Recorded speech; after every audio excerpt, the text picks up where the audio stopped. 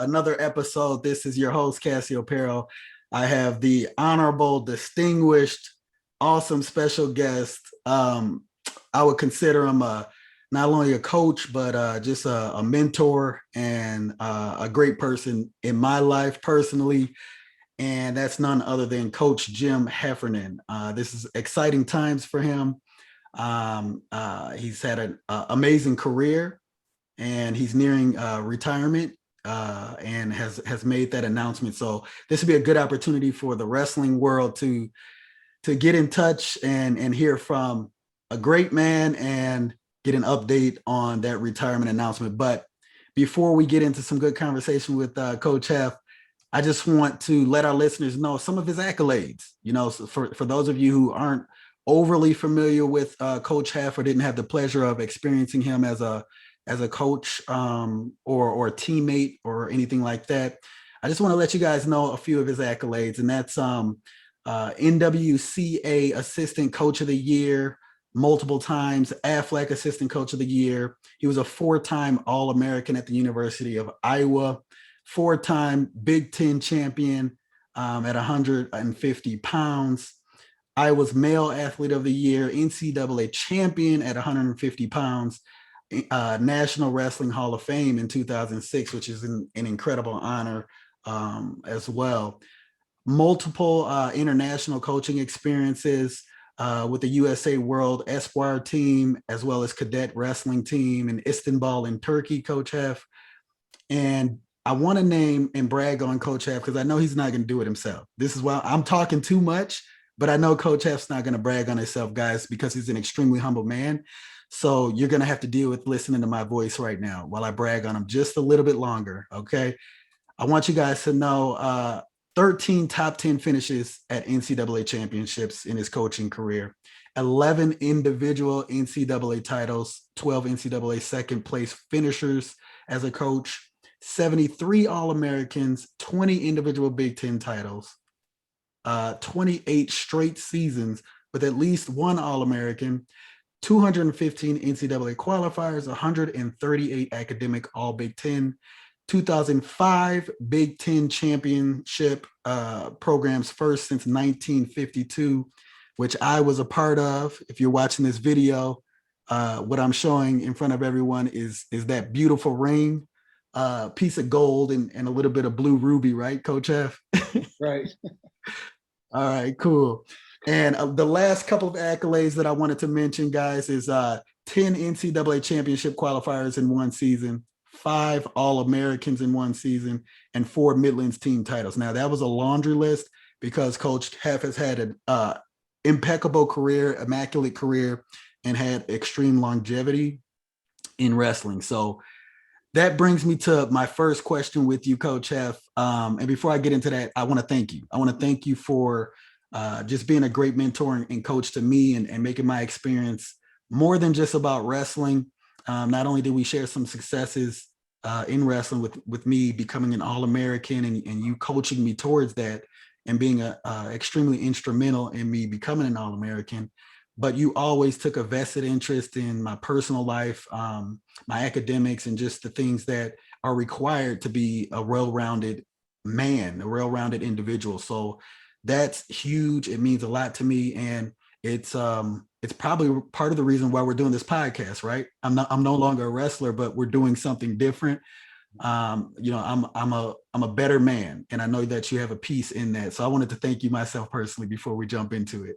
Well, it was my pleasure, Cass. And you know, for a lot of years we missed you around here once you left. But you know, I told you before, and I'll say it now, that you're a guy who's an example still. You know, it's one of those things that you got a degree, went out in the workforce, decided you wanted more, came back, got an MBA. Yeah. Sucked it up for a couple of years, and those years are tough when you're out making money. Then you got to come back and be a poor student again. That's tough to do. That's You right. made, you know, it's tough, and you made the commitment to do it. Came back, got an MBA from Illinois, which I brag about you all the time. That's so impressive, and you're the type of guy, you know, we love to brag about in our program, that you go on to, and you're having great success. You're a great husband, great father, Your little girl's adorable, and I'm really glad she looks like your wife. You, you've done what's necessary to set yourself up for the next 50 years and Yeah. made a career out of it. So I couldn't be more proud. Much appreciated, Coach F. So the first thing that I want to know, and I know a lot of other people want to know, is why now? You've had such a long, illustrious, successful career. I'm sure there are plenty ups and downs, and feel free to speak on some of those. But why now? Why retirement now? Um, Cass, I've been doing this for 33 years, including another year as a graduate assistant, so 34 years. That's a long time to do it, and really to do this right. Mm, You got to have a lot of energy, and you got to be, it's a 24-hour a day, 7 day a week job.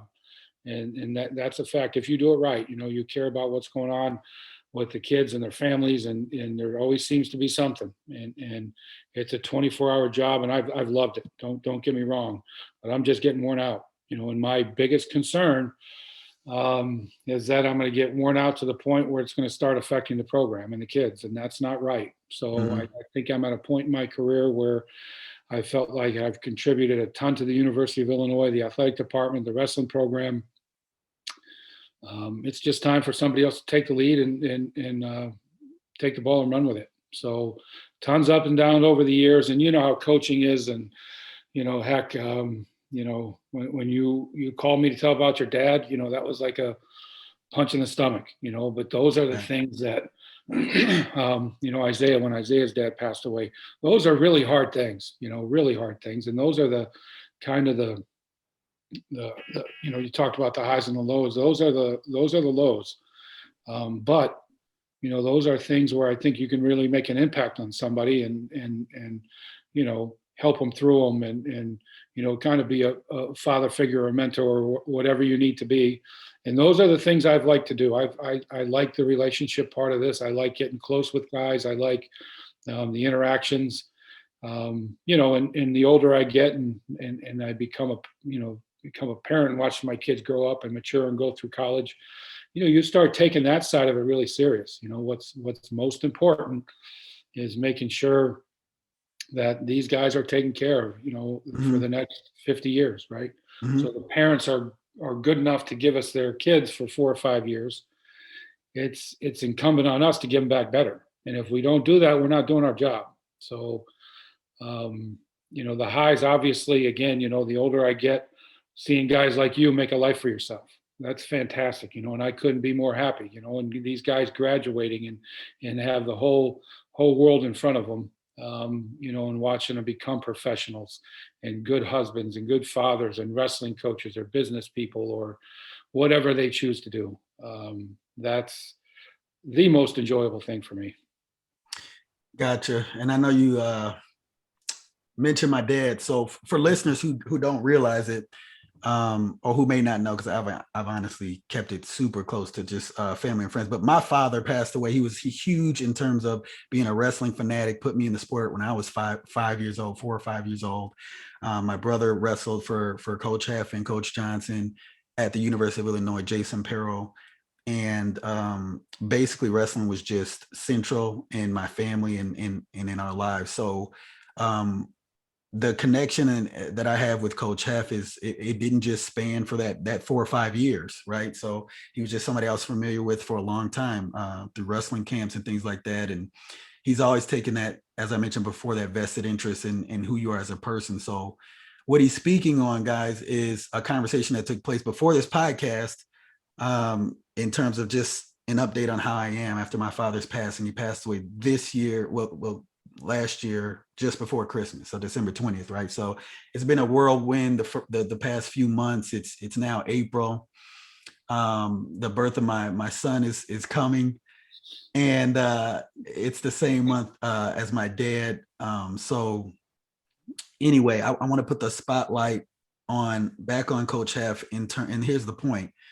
We had a conversation, guys, that didn't have anything to do with the podcast, right? So that's how Coach Heff is. He's just a great person, and I appreciate being able to connect with him, just about personal things and update. And he shared a similar experience and time period when he was dealing with challenges and adversities in his life, and actually that conversation helped me to gain some strength and keep trucking forward in terms of my current responsibilities as a professional, right, in the workforce, as a husband, and as a father, and things like that. So those are the things that transcend wrestling, and that make you a huge person, not just for me, but I know there's a couple of other folks out there too. I just say a couple, but they appreciate you just as much.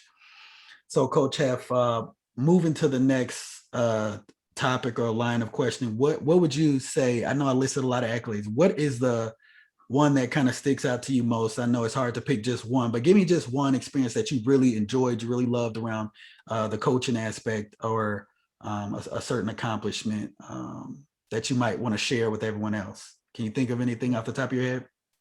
Man, a thousand things. That's the problem. And the thing, I guess, specifically at Illinois, I would say really the one thing I feel like really got us off the ground, and that was, we were here for 3 years. Um, our third year here, so it was in '95. We all of a sudden find we have two guys in the national finals. Steve Marinetti has a historic win in Carver Hawkeye against an Iowa guy, followed up by Ernest Benningham winning. I think that more than anything, if I had to pick out one thing I'll remember most about my experience at Illinois as a coach, specifically about wrestling, it would probably be that, because it put us on the map. Before then, Right. the program was struggle when Mark took over. Of course, I came here with Mark. Um, the program was struggling, and we were building, and it was fun, and we finally got to see the light at the end of the tunnel. We had some success on the national level, and I think that really kind of, from that point on, really helped us, take off and have some success from that point on. But that's more wrestling specific. Again, if I have to go back and look at, my career, it's what I talked about before. It's watching all these guys come in as 18-year-old kids, and a lot of naive, immature, grow up, graduate, do what they do in wrestling, do what they do in school, and go on and make a life for themselves. That to me is really the thing I probably have the most enjoyment now in this part of my career. Obviously, the wrestling stuff's great. And you're a great example. You're an All-American. You're walking around with a Big Ten championship ring. That stuff's cool as heck. It's cool as heck, and it'll never go away. But Coach F, I want to park it there, because I was 141 pounder, and this actually fit back then. So I mean, I appreciate the ring, but I don't know why I can't fit it now. But I guess I've gained a few pounds. But yeah, it's something that I hold dear. Well, And I appreciate it. That team was amazing, by the way. My teammates, I love that year. Yeah, that was an unbelievable group. I mean, it was like, Yeah. stay out of the way and let you guys do your thing. It was really, it was a great group, really close. You guys all had the same mentality. We're going to win. No one's getting in our way. Man, it was fantastic. Yeah. Yeah, that was a great couple of years with you guys. Right. I know you touched on some of the challenges and some of the adversities that coaching has to offer, and it's, you mentioned, centered around, hey, some of the things that extend beyond just wrestling, that you might have to deal with hardships and things like that with families. But is there anything else that you would say is a challenge, and how you overcame it for other coaches who might be out there, like a little tip or tidbit for them on what they could do? What, like, the harding aspect of coaching is, and how you were able to make it a strength for you? Yeah, no, and I think that's a great question. And I think, it's guys that, maybe don't take an active interest in their future, right? And they're 18, and a lot of guys just don't know what they want to do, and that's okay. Right. But to kind of, pound it into their heads how important it is to make a decision. Do well in school, take some pride in what you're doing, right? Because it is going to matter. It's going to matter in 4 years or 5 years when you're done here. It's going to matter. Those are really kind of frustrating parts. But I would say, again, a source of great pride. And I had a guy, text me the other night that didn't do well in school. He was a pain in the rear end. I stuck with him, swallowed my pride, and he was doing what he needed to do in wrestling, but wasn't doing what he needed to do in school. Took a semester off, came back, and actually I get a text message from him Thursday evening, after I retired, that he is back in school, He's finishing up. He wants me to come over to graduation, take a picture of him in a cap and gown on the stage. That's a huge victory for me, and a Mm-hmm. guy that's an example I'll use, for anybody I ever talk to is don't, you know, it's tough, and you're going to have headaches. You're going to have problems. Um, there's going to be issues with kids. Stick with Mm-hmm. them. There's always, everybody's got some good in them. It's going to come out eventually. You just got to stick to your guns, not get frustrated, not give up on kids, but um, and find out what makes them tick and what's important to them. This kid I'm talking about, he's the first kid to ever graduate in his entire family, and that's a Right. big deal. It's a Right. big deal. So Right. um, Probably a lot of pressure associated with that, or yeah. emotions that he's got to deal with to begin with. And if he's not familiar with the college stage or something like that, he might have uh, it might have just been a jolting initial experience his freshman year. You never know. So to your point, like taking that vested interest and knowing the kid, knowing his background is important. That's what you're saying. It is. It's Yeah. important, and all you guys are different. All you Mhm. guys are different, and that's part of what's fun about it. I can have a conversation with you and a conversation with somebody else, and they're completely different because you're different people. But I get to learn too. I mean, you know what I mean? I get to Mhm. learn from you guys, and that's fun. There's everybody's different. Everybody's experiences are different. I think it's one of those you really have to work to understand it, understand what's important to them, understand why it's important to them, and I think you really have to play kind of those strengths with kids, and at the same time, you can't be afraid of giving them your opinion. I can't be afraid of telling you if I don't think you're doing something right, or conversely, I can't be afraid of putting my arm around you, patting your back when you're doing something good. So Right. I think it's individual relationship and understanding. I think goes a long way. Yeah, for sure. A quick question that I have, sort of unrelated, is thinking about you being at a prestigious university, University of Iowa. Obviously, they have a big name in the wrestling world. You were a national champion at that stage. Which one is harder, being a competitor or being a coach? Oh, it's not even close. Not even close. As a competitor, I only had to worry about one guy. And if Yeah. I screwed up, I had to look in the mirror and know I screwed up. Right. Hmm. Now you got 10 guys going out there. And if they don't look good, they're not wrestling good. I have to go home and look at 10 mirrors and think, why is this happening? I mean, And figure it out. A figure it out. puzzle. Yeah, that's exactly right. That's the hard part, is figuring it out. So you got, any dual meet, you probably got four guys who are good, two or three guys who are decent, Hmm. two guys that really struggle, and one guy who stunk. Now you have to earn your pay, right? You have to do your job, and you have Right. to sit down and assess it. Is there something going on in their life? Is there relationship problems? Is there problems in school? Is he not feeling good? Is he injured? Like, I always talk about Jason too. Jason, somebody could beat Jason over the head with a baseball bat, and he would tell you it didn't hurt. Right? I mean, he was just a tough, Jason, my brother. You're talking about your my brother. brother Jason. I Okay, mean, got that's you. a tough guy, You and had a lot of Jasons, so we got to specify. I mean, he was a good example. Yeah. He started struggling and didn't tell anybody. He couldn't hardly use his left arm. Hmm. I mean, you have to figure out those reasons, and you have to, um, kind of sit down with the guy and figure it out. It's that's the good thing about wrestling, though. It's there's always another chance, right? There's Right. always the next situation, the next match, the next tournament, you always have another chance to fix it. So Right. the goal, figure it out. Just like with any other problem, if there's a problem, you find a solution and you get to work on the solution. Well said, Coach F. Well, listen, I got a surprise for you that I know you're not necessarily expecting, but just enjoy this surprise. I know you mentioned um, Steve Marinetti Yeah. and a couple of heavy hitters and guys that respect and admire just as much as I do. I got Steve. I got NCAA champion, University of Illinois, Steve Marinetti with us today, and I'm so happy that he answered the call and wanted to join. What's up, Steve? Can you Yes, hear sir. me? How's it going? Long time no see, my friend. Yes, sir. Yes, sir. We got the man, Eddie, the how myth, are the you? legend, Coach F. Long time no talk. Hey, Steve, I just got done talking to Coach F a bit, and telling him I had some special surprises for him and people who wanted to pay him some respects and some homage. And I'm super glad that you guys could join. I got Michael Poeta joining right now as well. What is his title, Coach F? Associate head coach right now?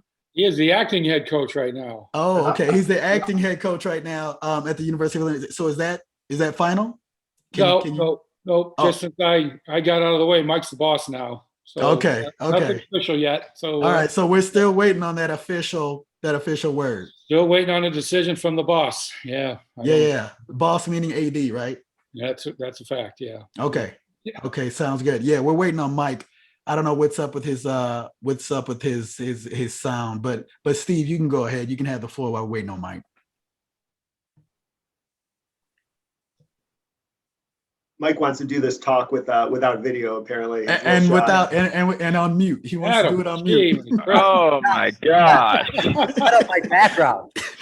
Hold on. I couldn't figure out how to get my background. Mike, that should have already been set up. Oh, well, I needed to get 30 minutes ago. I needed to be in the meeting. Hey, Cass, let me say one thing Yeah. before anybody else says anything. That guy behind Poeta actually used to have hair.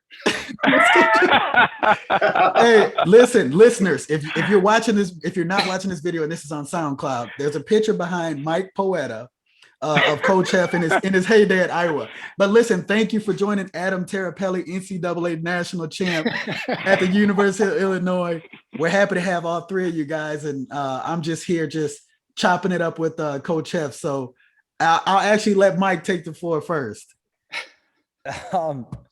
Well, put me right on the spot, Cass. Listen, So I gotta do it. I had a couple things written down. I guess I'll start with my favorite Coach F quote.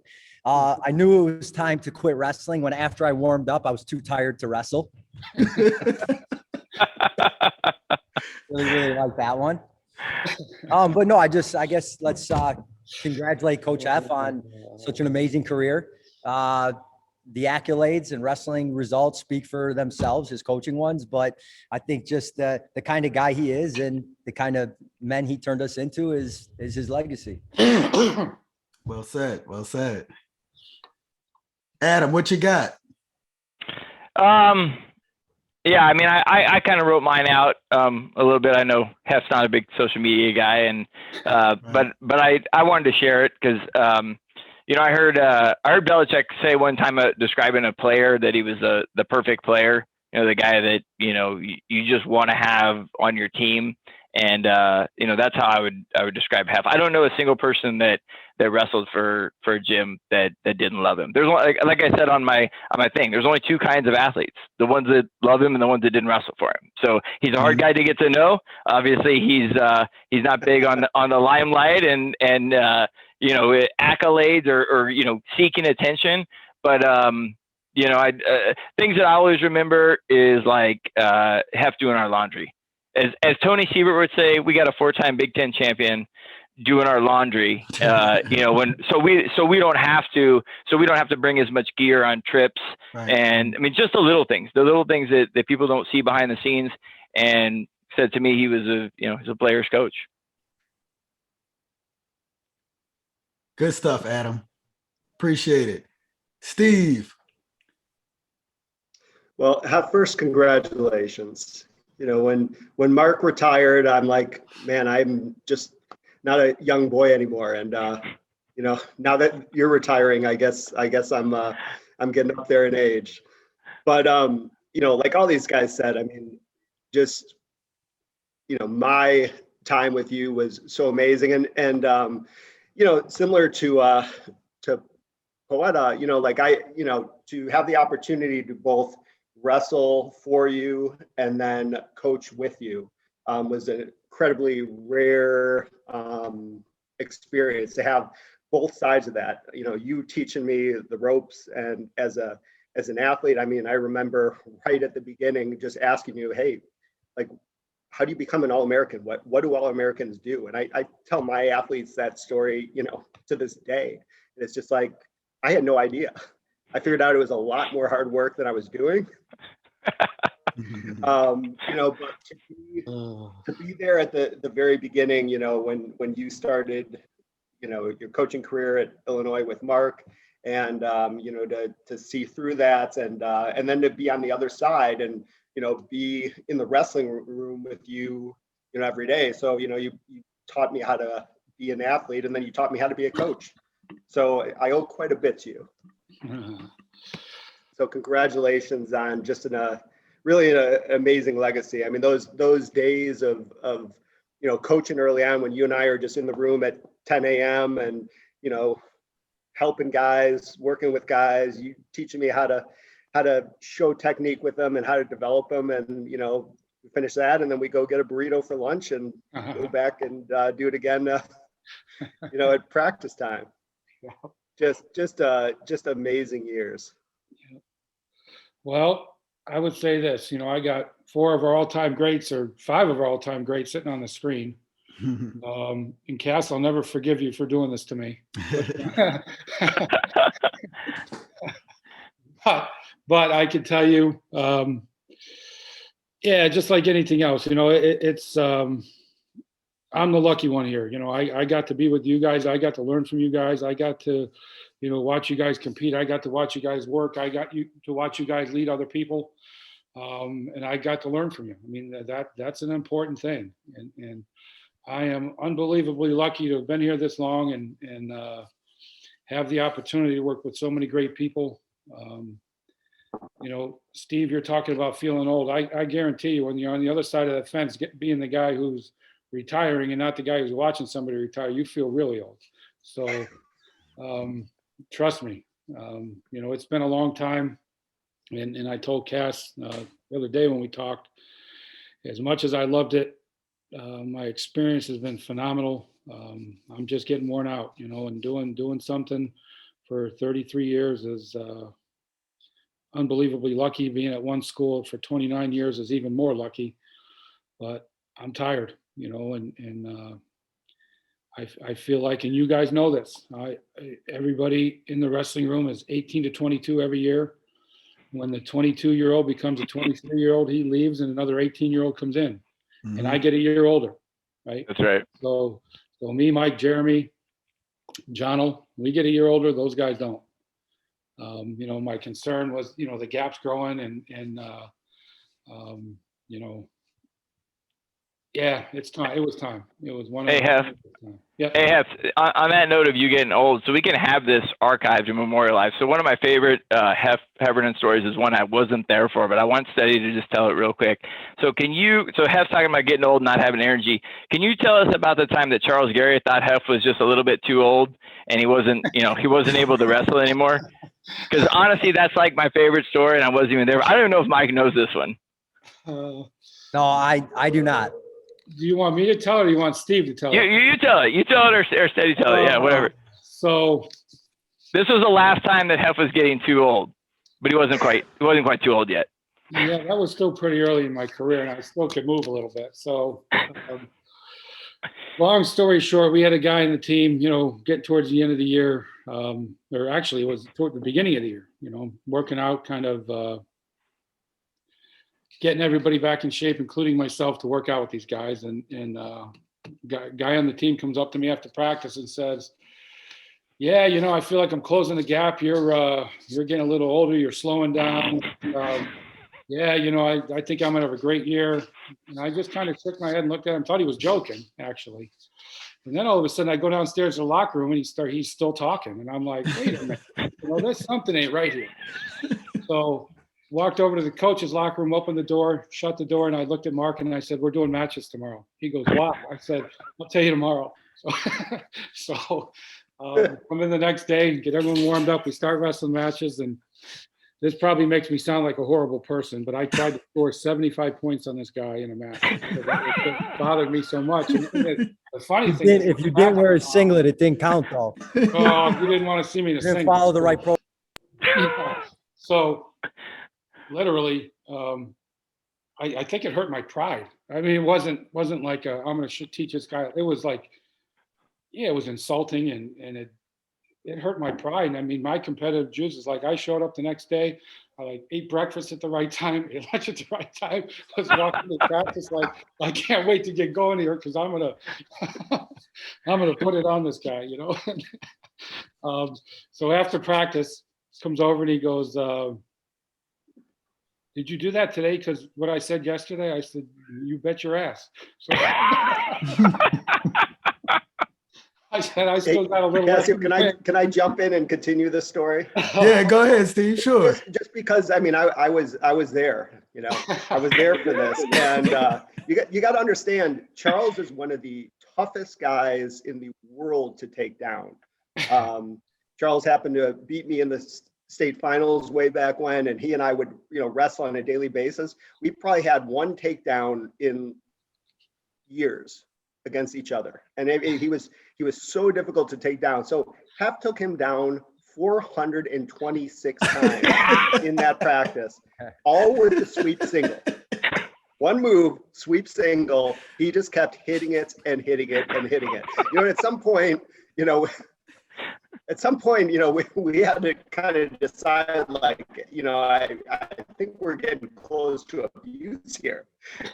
Maybe we better stop this thing. And Hef was just a machine, you know, just left hand, sweep, sweep, sweep, over and over and over again. That's so great. I don't think Charles ever talked trash after that, but that was, yeah. I remember Eric telling it, and Eric was like, "Dude, we knew Charles was in deep shit when Hef was getting that serious warm up in." He was like man on a mission, getting a real warm up in, and we were like, "Oh shit, Charles is in trouble." Hef, I'm sure you got a million. I'm sure you got a million of those stories. What'd you say, Mike? Hef, you were for sure rocking double knee pads for it. All right, guys. Well, listen, I appreciate Steve, Adam, and Mike hopping on. I'll go ahead and wrap this up because I don't want to go too far over time because I'll have to edit out Mike Poetis portion, and I don't have to do that. I want to keep everybody's. But listen, I love you guys. I love everybody on this call. Thanks for hopping on. I think this is a beautiful thing and just a glimpse of Illinois' program, the camaraderie, the brotherhood. Honestly, there could have been a million other folks on this call. So I appreciate Adam. You know, your brothers could have been on as well. I think just as high as of them as well as everybody on this call. Thank you, Mike, Steve, and obviously a special thanks to Coach Hef. Hopefully you'll find some good stuff to do with that time. I always made fun of my dad when he retired. You know, like, what are you going to do with this time? And he had a plan. He had a boat and he was going to fish. So hopefully you got a plan, Coach Hef, and we'll be thinking about you. We'll be praying for you and wishing the best and that you enjoy your time stress-free. And we just want to send you those positive vibes and the thanks and the gratitude, you know? Well, Cass, this was a great surprise getting these other guys on here. And the funny thing is, I just got done talking to Mike and told him I had to hustle home to get on this thing. Yeah, he lied to you. He lied right to your face. He knew about this. To stay quiet that whole time. You have no idea how hard it was. He said, "Hey, I got to go home and get on the Zoom call with Cass." He's like, "Yeah, I'm sitting there and telling you this for an hour straight." That's my boy. Keeping a good secret. I appreciate it, Mike. Hey guys, thanks again. I'm going to go ahead and wrap this up. Wrestling Fan Podcast. Thanks, guys, Expect more content, expect more special guests and folks on, guys. We're going to have a good time. Thanks so much for the time.